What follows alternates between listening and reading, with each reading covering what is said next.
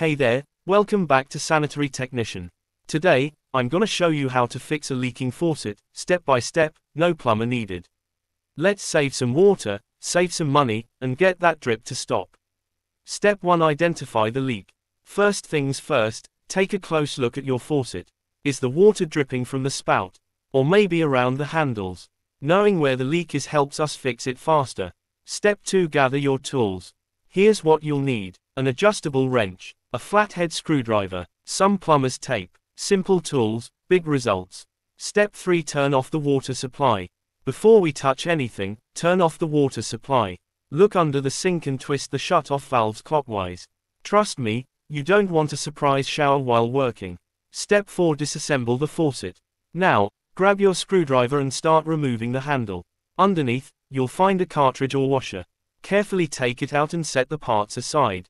Step 5: Inspect the worn-out parts. Take a good look at the washer or cartridge. If it's cracked, worn, or has mineral buildup, it's time to replace it.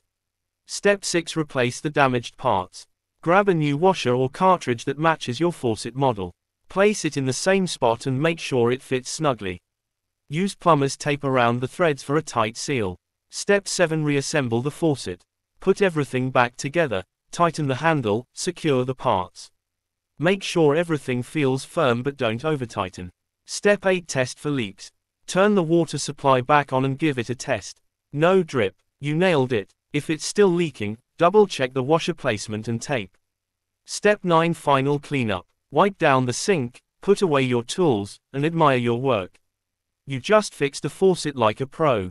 Outro. Thanks for watching. If this video helped you out, give it a thumbs up and subscribe for more plumbing tips.